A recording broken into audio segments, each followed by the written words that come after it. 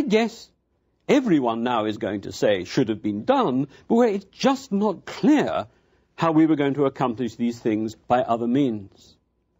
Also, it might be said, what about economic problems in the Depression and effective planning in the Second World War? Surely the welfare liberal will say these are the sorts of examples which we can hold up as cases where government was able to sort problems out.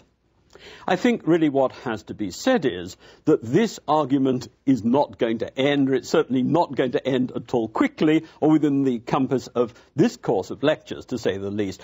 What I'll try and do now is, rather than to finish the issue up, to try to sum up the case on either side. For the welfare state, it's argued, first of all, that the ideals behind it are attractive and important. Surely, the welfare liberal would say, there's no one who really is going to deny that the kinds of aims that we have are ones which everyone should find attractive. Second, they are so important that they surely need to be guaranteed to everybody as a right. It isn't enough for fundamental issues to do with people's autonomy and their freedom to have to depend, in a sense, on handouts from other people. You need a guarantee there, and it's only really the government that can do it. What's more, the welfare liberal would say, if this kind of argument is rejected, it shows that those who do the rejecting are callous and uncaring, and also that they're willing, when the issue serves them, just to disregard what we want to claim are other people's rights. Indeed, from our perspective, the whole point of rights and of freedom relates to what can be done with them. And to reject the idea that we should secure the basis that's needed for this is just cynical.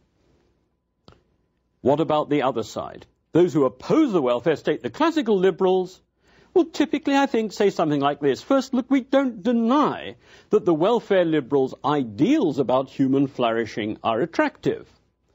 But we're sceptical about guaranteeing such a thing as a right.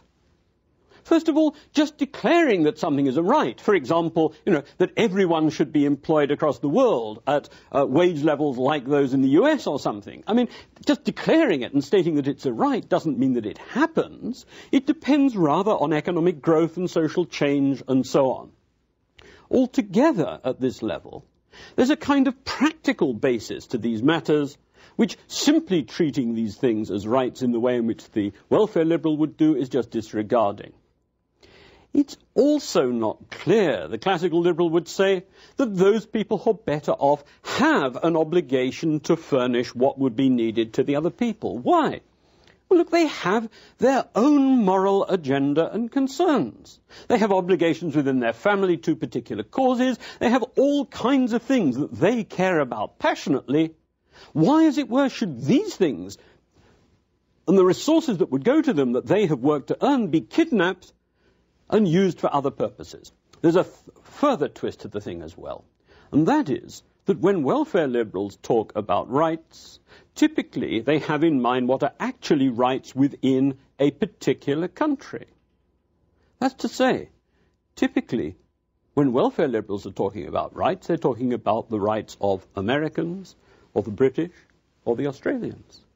The classical liberals would say, look, this notion of a kind of an American right, I mean something that all Americans are entitled to but no one else, seems to us to be somewhat morally dubious. Moral rights surely should be universal in their character, and that means that in some respects they need to be restricted in their character. In addition, the classical liberal would say that we need to pay attention to the dynamic character of a liberal society of the kind that they favour. That's to say, people aren't forever stuck in particular positions. People may at any one point be in a situation of poverty, but many such people then have an opportunity to move up and improve themselves. And their concern is a society in which people can become wealthier, in which people can help themselves, and one of their big concerns, as compared to the welfare liberal, is that regulation of the sorts that welfare liberals are after may effectively cut out some of that dynamism. Where, you might wonder, does this then really leave liberalism? We have looked at an ongoing argument between welfare and classical liberals, and indeed the issues that we've been looking at here are ones to which we'll return as the lectures continue in a variety of contexts and in the face of a variety of challenges, because there's a sense in which this argument between classical and welfare liberals is something that is very much ongoing. It's central to the political debate today, and it crops up all over the place. My aim in talking about this is not to resolve the issue, but try to illuminate, in a sense, what is going on. And my hope would be that if we were to return to the argument at the dinner table from which I started in the second lecture, it might then be a little bit clearer in what sense both of the participants in this argument about welfare were liberal, one classical and one welfare, and also a little bit clearer what is at issue between them. Let me, however, now take a kind of step backwards. If we refer to the US as a liberal society, which I think in many ways we can do, we may have in mind one of perhaps four rather different visions as to what liberalism might amount to. One such vision is a kind of individualistic, rights-based liberalism. From this perspective, liberalism is all about individual rights, as say in the Constitution. It includes freedom of contract, freedom to set up pretty much any arrangements that you may wish with others by mutual consent. And what is crucial from this perspective is that other people grow up to understand and to respect such rights, to understand that people may make agreements that you don't much like, they may make agreements which you think are very bad agreements and so on, but where you understand that in a free society, in a properly liberal society, they've got the right to do that, and you should really hold back. You shouldn't interfere. A second kind of vision in some ways relates to the first, but in others is a little bit different. This is centered on the notion of commercial society. Here what's central is the kind of view that Adam Smith offered of an account of individual activity within a framework of laws that respect property. In this context, a liberal society is one in which there is the division of labour. We each specialize in different things, and indeed what we specialize in then affects us and our personalities. In many ways, who we become, who we are, really relates to our job and our occupation and our position in the division of labour. The division of labour, however, in addition to shaping us, also generates wealth from which everyone in the society may benefit. Within such a society, there are no distributional guarantees. That's to say, there isn't a guarantee that anyone will earn any particular amount, and there may, within such a society, and indeed there typically is at any one time, going to be considerable inequality. At different points of time, different sorts of character and talent and so on will generate different sorts of rewards. If such people have got a source of concern, it is, I think, particularly that some people within the society will grow up not properly equipped to participate within it. I mean, from this perspective, the key thing, really, about a liberal society so understood is that everyone can try and participate in it.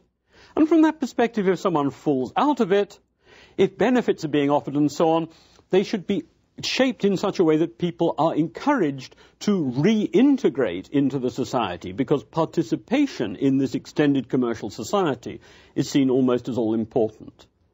The third interpretation is, again, a rather different one. This concentrates on toleration.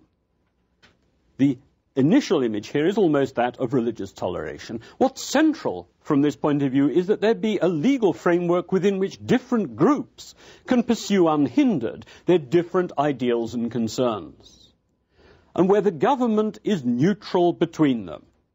Essentially, this is a view that goes back, say, to the first settlement by Europeans in North America, to people being free to worship as they wish and so on, realizing that there are other people worshipping in other ways that they don't really approve of, but where the key thing, in a sense, is that people should be free together to get on with life as they want it, but where, and this makes it properly liberal, I think, there is the right of a particular individual to exit if they so wish and to go somewhere else. Within such a setting, people may be free to do things which we may not like, or indeed which we may really think are pernicious. I mean, just think of what some of the tensions must have been amongst the early colonists, between some of the Puritans and the Catholics, for example. Also, from this perspective, adults may need to be free to pursue illiberal actions on the basis of consent. That's to say, people may, in a sense, agree to get together and impose certain kinds of restrictions on themselves, and obviously